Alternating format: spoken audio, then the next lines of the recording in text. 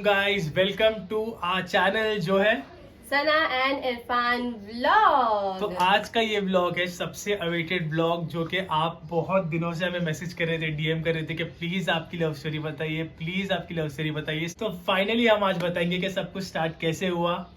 आज ये वीडियो में हम सब बताएंगे मैं और इरफान कैसे मिले, हमारा रिलेशन कैसे स्टार्ट हुआ, हमारी फैमिली में प्रॉब्लम्स आई या नहीं आई, फिर हमारा एंगेजमेंट कैसे हुआ, निकाह कैसे हुआ। तो हम 3 दोस्त लोग ना मेरे एक फ्रेंड के लिए केक लेने गए थे 24th को 11:30 बजे के करीब। तो उतने में ना मैंने एक बट मैंने मेरे फ्रेंड्स को बताया कि यार वो लड़की देख। तो हम लोग ने बोला हाँ ठीक है, थोड़ा मतलब जैसा बॉयज टॉक हुई, बात हुई कि हाँ वो लड़की अच्छी है। तो फिर अगले दिन वापस जब मैं मेरे एरिया के नियर बाय था इनका वो जो इन्होंने जो शॉप खोला था, तो मैंने मेरे फ्रेंड को फोन किया। मैंने बोला यार सुनना, अभी ये देखिए वहाँ पे ही है, तो मैं तो बात नहीं कर पाऊंगा, तो मुझे थोड़ा सा। इन्होंने फर्स्ट टाइम मुझे मास्क में ही देखा था, इन टाइम भी शायद बिना मास्क में ही देखा था।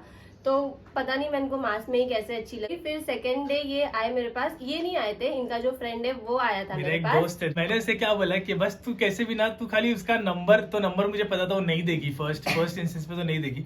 तो मैंने बोला एक काम कर, तू जा और तू ना उसका इंस्टा आईडी ले। अगर वो नंबर दी तो ठीक है, बट अगर हो सके तो इंस्टा आईडी तो जरूर लेके आना। हम लोग को पता था केक तो हम लोग नहीं खा पाएंगे इतना, तो हम लोग ने बोले, मैंने इसको बोला कि एक काम कर, ये मूव जार लेके आ।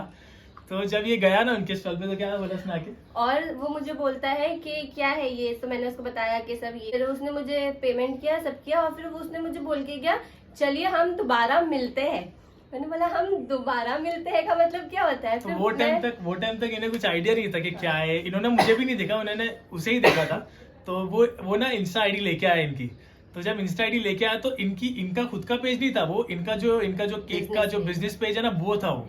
फिर मैं इनकी पर्सनल आईडी ढूंढने लगा वो वाली बिजनेस पेज पे। तो मैंने देखा उन्होंने बहुत मेहनत की थी। तो फिर देखा सना शेख, मैंने बोला हाँ ये हो सकती है, फॉलो किया था। हाँ, थोड़े टाइम के लिए फॉलो। उनको जो मैं मूजर्स बनाती हूँ वो उनको जरा भी पसंद है ही नहीं, वो क्रीम तो खाते ही नहीं। वो आए मेरी शॉप पे, मैंने उनको देखा, मैंने भी उनको फर्स्ट टाइम मास्क में ही देखा था, बट वो थर्ड टाइम खुद मेरी शॉप पे आए थे। और मुझे आके इन्होंने पूछा कि आज कुछ स्पेशल है क्या। मैंने बोला आज स्टॉल पे सब स्पेशल ही है, आपको क्या चाहिए। और मैं इनके स्टॉल शाम को जा रहा हूँ, मैं जा रहा हूँ वहाँ पे खड़ा हूँ, लोग देख रहे हैं, बट मैं क्या, मुझे क्या होश है, मैं तो बस खड़ा रह के बात कर रहा हूँ इनसे। हाँ हाँ बोलिए। इंटेंशन नहीं थे, बिकॉज जो मेरा पास्ट था वो अच्छा नहीं था, नहीं करना था ये सारी चीजें वापस से। तो मैं बहुत दूर थी ये सारी चीजों से, और मैंने इरफान को सामने से ही अपफ्रंटली बोल दिया था कि देखो मुझे ये सब नहीं करना है, बिकॉज मैं अभी वो स्टेट ऑफ माइंड में नहीं हूँ। लिए सबसे हार्ड क्या था कि इनको कन्विंस करना कि फ्रेंडशिप के आगे भी बढ़े हम। मतलब फ्रेंड्स तो थे, एज इन के नॉर्मल टेक्स्ट होता था, बात होती थी, बट मुझे तो उससे ज्यादा चाहिए था, मुझे रिलेशन चाहिए था। बट मैं इनको अप्रोच कर रहा हूँ, ये बार बार मतलब नहीं नहीं नहीं नहीं। तो मैं एक लेवल पे फ्रस्ट्रेट हो गया कि यार मैं ये बंदी के इतने पीछे पड़ा हूँ और ये। तो वो ऐसा नहीं है। इनफैक्ट मेरी मम्मी ने भी मुझे मना कर दिया कि नहीं सना मैं नहीं कराऊंगी, मुझे नहीं रखना है कुछ भी, तू उसको मना कर दे। फिर मैंने मेरे घर वालों को भी कन्विंस किया, हम लोग नॉर्मल बात कर रहे थे एक दूसरे से। और फिर उसके बाद अनफॉर्चुनेटली अब्बा का इंतकाल हो गया। तो वो हम दोनों के लिए बहुत ही बुरा मोमेंट था कि अब्बा का इंतकाल हो गया। और मैं अम्मी से, इरफान की अम्मी से, मैं फर्स्ट टाइम भी अब्बा के तीजे में मिली थी। जब अब्बा को थर्ड डे हुआ था इंतकाल हो गया अब्बा का, मैं तभी मिली थी। तो इरफान के घर वालों ने मुझे तभी फर्स्ट टाइम देखे थे। इनफैक्ट इरफान मुझे खुद अपने घर पे लेके गए थे, इरफान की अम्मी ने बुलाया था। मैंने तो एक भी बार बोला भी नहीं कि मुझे घर पे लेके चलो या मुझे घर पे जाना है, ये करना है वो करना है। और सबसे मेन चीज क्या थी पता है, कि जब ये इनका रिलेशन हुआ था, जब जो पार्ट था, तो उसके बाद जब मैं इनको अप्रोच किया ना मैंने इनको, तो इन्होंने मना कर दिया। ठीक है, वो तो जायज बात है, वो कोई भी करता। तो उसके बाद मेरे लिए हार्ड ये था कि इन्होंने क्या बोला मुझे कि हम रिलेशनशिप में नहीं रहेंगे, हम सीधा अगर तुम्हें चाहिए ना तो मेरी अम्मी से आके बात करो। उनकी तरफ से ऐसा था कि अगर ठीक है, अगर तुम्हें करना है तो ठीक है, मुझे प्रॉब्लम नहीं है, करो, बट मेरी मम्मी को बोलो। फिर मैं इनकी अम्मी के पास आया, तो इनकी अम्मी का सवाल था कि ठीक है बेटा, ठीक है, आओ पानी पियो। सबसे पहला सवाल मेरी मम्मी का, कमा कितना लेते हो। वो जेन्युइन सवाल था। टू बी ऑनेस्ट, मुझे एक इनकम नहीं थी, मतलब मंथली इनकम नहीं थी। ऐसा था बीइंग अ सोशल इन्फ्लुएंसर कि हाँ आ गया प्रमोशन तो आ गया, क्योंकि मैं उतने बड़े लेवल पे नहीं हूँ। इनका जब सबसे पहला सवाल था कि बेटा काम क्या करते हो, तो मैंने बोला नहीं यार मैं जॉब तो नहीं करता हूँ। तो बोले तो मेरी बेटी को कैसे रखोगे। तो मेरे पास उस सवाल का भी जवाब नहीं था कि हाँ मैं कैसे रखूंगा। प्यार से सब कुछ नहीं होता, हमें पैसे चाहिए होते सब करने के लिए। तो उन्होंने बोला कि ठीक है मतलब कर लेना, तो ट्राई करो कि जॉब ढूंढ लो, उसके बाद कर देखते हैं।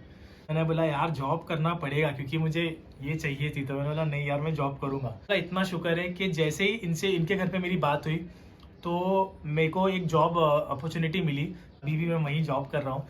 तो फिर मैंने जैसे ही मेरा जॉब लग गया ना तो मैं वापस आया, तो मैंने इनको बोला, इनकी अम्मी को, कि देखिए अभी मेरा जॉब लग चुका है तो अब कर सकते हैं क्या।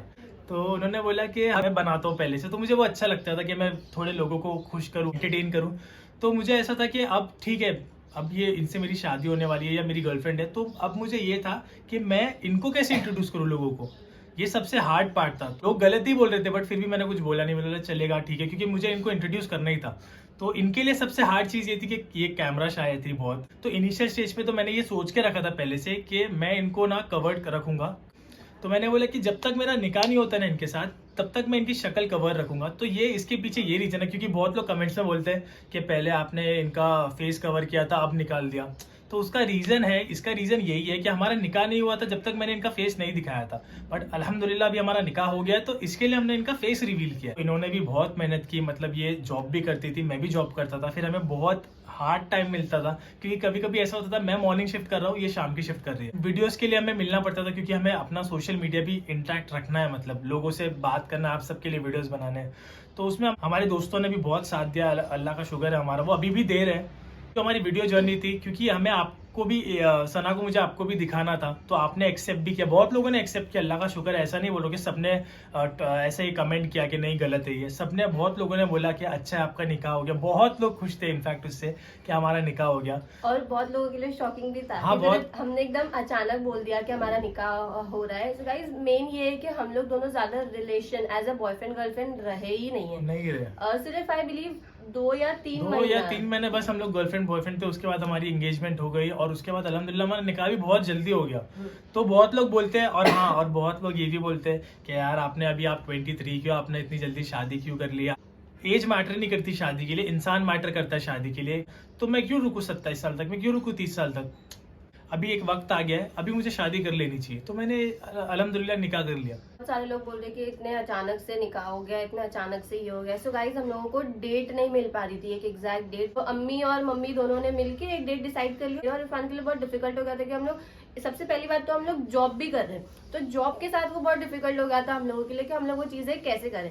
बट फिर अल्हम्दुलिल्लाह हमने बहुत छोटे से नोटिस पे निकाह किया। मैं जैसे सोची थी कि मेरा निकाह होना चाहिए, उससे भी बहुत बहुत बहुत अच्छा मेरा निकाह हुआ है। मुझे बहुत खुशी है उस चीज की कि मेरा निकाह बहुत अच्छी तरीके से हुआ है। और बहुत सारे लोग ये भी पूछ रहे हैं कि सना और इरफान का निकाह हो चुका है, फिर भी सना अपने घर पे क्यों रहती है, इरफान के घर पे क्यों नहीं रहती है।